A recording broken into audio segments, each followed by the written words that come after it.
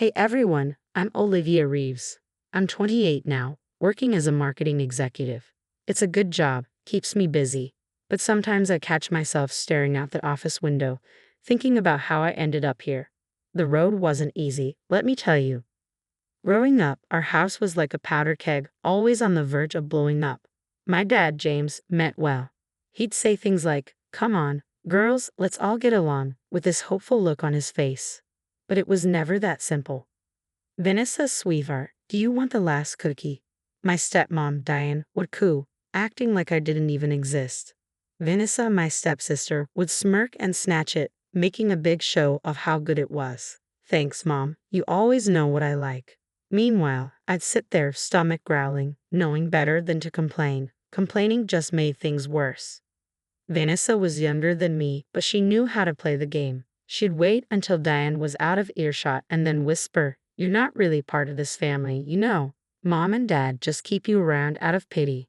I'd clench my fists under the table, trying not to cry. "That's not true," I'd mutter, but deep down, I sometimes wondered if she was right. The worst part, Vanessa was smart. She could twist things, make me look bad no matter what I did.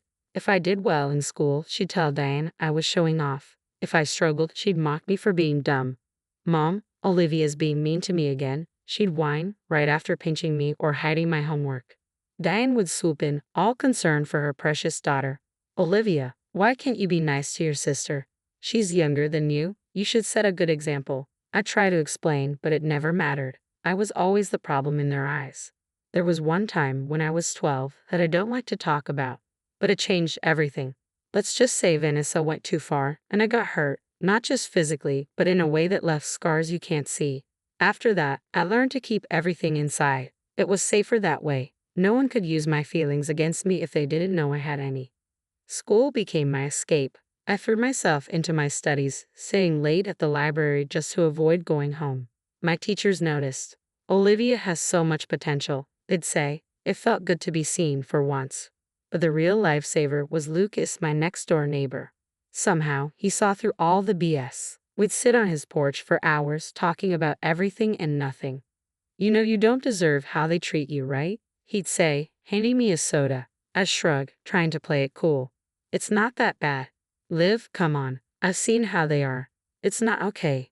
Those talks with Lucas kept me going. He was the one person I could be real with, the one place I didn't have to pretend. As I got older, I started planning my escape. College applications, part-time jobs, anything to get out of that house. I promised myself that one day, I'd have a life where I didn't have to hide who I was. Looking back now, I realize how much that time shaped me. The secrets, the constant tension, always walking on eggshells. It made me who I am. Stronger, yes, but also more guarded than I'd like to admit. I stared down at the cream-colored envelope in my hands, my heart racing. Vanessa's college graduation invitation. After years of silence, this was the last thing I expected. "You okay, Liv?" Ethan's concerned voice snapped me out of my daze. "Yeah, it's from Vanessa. She wants me at her graduation." Ethan frowned. "Your stepsister? The one who made your life hell?" I nodded, still processing. Maybe she's changed. People grow up, right? "I don't know, babe. Sounds risky to me." I called Sophie, needing my best friend's take. "Girl, are you crazy? Why would you even think about going?" "I don't know, Soph. Part of me hopes. Maybe we could start over." Sophie sighed. "You've got a bigger heart than I do. Just be careful, okay?" The day of the ceremony arrived, and I found myself smoothing down my dress, my stomach in knots. "You sure about this?" Ethan squeezed my hand. "No, but I need to do it." We found seats near the back of the auditorium. As the graduates filed in, I spotted Vanessa, her face beaming with pride. Our eyes met, and to my surprise, she smiled and waved. Maybe this wasn't a mistake after all. The ceremony went on, and then Vanessa took the stage for her valedictorian speech. My chest swelled with unexpected pride. "Thank you all for being here today," Vanessa began, her voice strong and confident. "I want to talk about overcoming adversity and the power of family." I leaned forward, intrigued.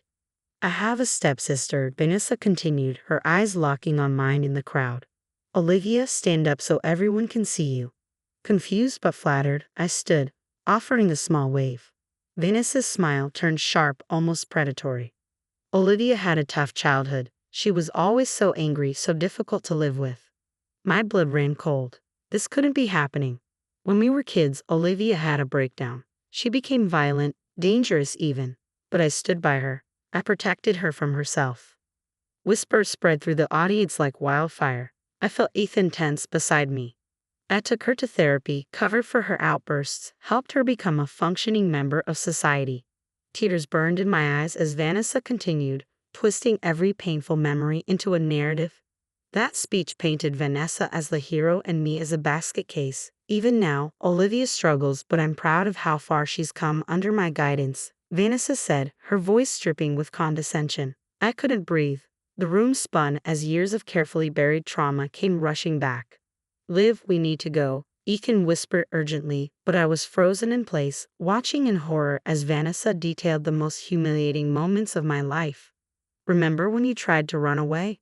Vanessa's voice was thick with false concern. If I hadn't found you.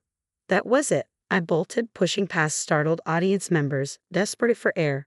Outside, I gulped in deep breaths, feeling my carefully constructed life crumble around me. Olivia, wait. Sophie ran after me, Ethan closed behind. How? How could she? I choked out between sobs. Sophie wrapped me in a fierce hug. She's a monster, Liv. None of what she said is true, she assured me. Ethan's face was dark with anger. We should go back in there and set the record straight. I shook my head violently. No, I can't. I can't face them. Then we're leaving, Sophie declared, taking charge. Right now. As they led me to the car, my phone buzzed. It was a text from Lucas. Just heard what happened. I'm here if you need me. I stared at the message, a mix of gratitude and shame washing over me. How many people had witnessed my humiliation? What do you need, Liv? Ethan asked gently as we drove away. I closed my eyes, feeling the weight of exposed secrets pressing down on me. I don't know. I need to disappear for a while. Sophie reached back and squeezed my hand. We've got you, girl. Whatever you need. As the campus faded from view, I realized this wasn't just about one ruined day. Vanessa had shattered the walls I'd built, exposing vulnerabilities I thought were long buried. The road ahead looked dark and uncertain, but for now, all I could do was hold on and try to breathe. The days after Vanessa's graduation blurred together. I barely left my apartment, ignoring calls from work until my boss finally said, "Take some time, Olivia. Your health comes first." I was curled up on the couch when Ethan showed up with grocery bags in hand. "I'm making your favorite pasta," he announced. "I'm not hungry," I mumbled. "Tough. You need to eat." As the smell of garlic filled the air, Sophie burst in. "All right, pity party's over. We're getting you out of this funk." I groaned. "Can I just wallow in peace?" "Nope," Lucas chimed in, appearing behind Sophie. "We're your intervention squad." Despite myself, I cracked a smile. "Some squad. What's the plan?" Sophie plopped down beside me. "First, we eat, then we strategize." Over plates of pasta, my friends brainstormed ideas. "You could sue her for defamation," Ethan suggested. I shook my head. "And drag this out in court? No thanks." Lucas leaned forward. "What about exposing her lies? I bet we could find others she's hurt." The idea sparked something in me.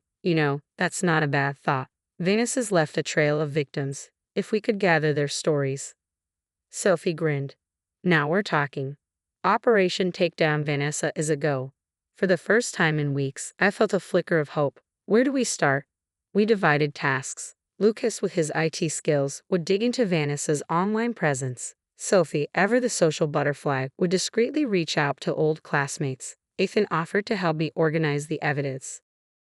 As the days passed, my apartment transformed into command central. Sticky notes covered the walls, each one a piece of Vanessa's web of lies. "Look at this," Lucas called out one evening, waving his laptop. "Vanessa's college blog. She's been stealing other people's stories and passing them off as her own." Sophie burst in, phone in hand. "I just got off the phone with Vanessa's ex-roommate. Apparently, she stole the girl's thesis and tried to submit it as her own." The pieces were falling into place, but something was still missing. I needed to confront my own demons. I think I need to go to therapy," I admitted to Ethan one night. He squeezed my hand. "I'm proud of you, Liv. Want me to help you find someone?" My first session was tough. I've spent so long running from my past, I told Dr. Reeves. No relation, thankfully. It's okay to face it now, she assured me. You're not that helpless child anymore. Week by week, I felt stronger. I started journaling, pouring out years of pent-up emotions. One day, as I sorted through old photos for evidence, my phone buzzed. An unknown number. Hello, is this Olivia Reeves? A woman's voice asked. Yes, who's this? My name is Jamie Chen. I'm a journalist with the City Tribune. I was at your stepsister's graduation, and something didn't sit right about her speech. I've been looking into your family's history. My heart raced. What do you want? To hear your side of the story, if you're willing to share it. I hesitated, then thought of everything we'd uncovered. Actually, Ms. Chen, I think I have a lot to tell you. That night, I called an emergency meeting with my support squad. A journalist wants to interview me about Vanessa, I announced. Sophie's eyes widened. Whoa, are you going to do it? I took a deep breath. I think I have to. It's time to reclaim my narrative. Lucas nodded approvingly. We've got enough dirt to bury Vanessa 10 times over. It's not about burying her, I said, surprising myself. It's about telling the truth. All of it. Ethan pulled me close. Whatever you decide, we're with you. As I looked around at my friends, I felt a surge of strength. Vanessa had tried to defy me with her lies, but she had failed. I had my own story to tell, and for the first time, I was ready to tell it. The day Jamie Chen's expose hit the newsstands, my phone wouldn't stop buzzing. I'd given her everything. The evidence, the testimonies, my own raw, unfiltered truth. Seeing it all laid out in black and white was surreal. Liv, have you seen this? Ethan's voice crackled through the phone. Vanessa's university is revoking her degree. I felt a strange mix of vindication and sadness. It's what she deserves, but still. Sophie burst into my apartment, waving her tablet. Girl, you won't believe this. Vanessa's law firm just fired her. Apparently, they did some digging after the article came out. It was like dominoes falling. Vanessa's carefully constructed facade was crumbling, and for once I wasn't the one buried in the rubble. Weeks later, I stood outside my childhood home, heart pounding. It was time to face my family. You've got this, Lucas whispered, squeezing my hand before I went in alone. The confrontation was brutal but cathartic. I laid out every painful memory, every manipulation, backed by years of evidence. How could you let this happen? I asked my dad, my voice breaking. He looked older, defeated. Olivia, I'm so sorry. I didn't see. You didn't want to see. I corrected him. Diane tried to interject, but I cut her off. I don't want your excuses or your apologies. I'm here to say goodbye. Walking away from that house for the last time, I felt lighter than I had in years. Months passed. I threw myself into writing my memoir, pouring out every dark secret and hard-won triumph. When it hit the bestseller list, I used the platform to launch a support network for abuse survivors. You're doing amazing things, Liv, Ethan said one night as we celebrated my book's success. I smiled, feeling truly at peace. We're doing amazing things. I couldn't have done this without you all. As for Vanessa, last I heard she was facing fraud charges. But her story wasn't mine anymore. I had my own to write, and for the first time in my life, the future looked brighter than ever.